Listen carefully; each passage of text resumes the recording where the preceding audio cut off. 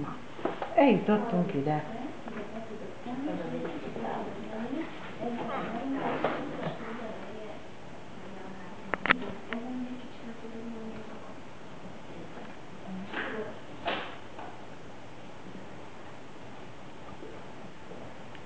És körülbelül mennyi idő alatt illik megcsinálni egy ilyen átlagos vállat? 1 óra. Áztatás, masszírozás, pedikűr.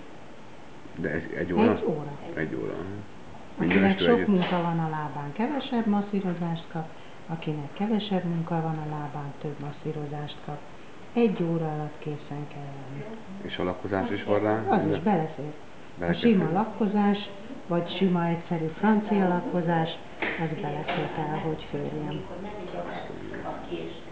Azért nekem az még kicsit azért, nekem eddig mindig 1,5 óra volt. Az sok. Hát sok, ja.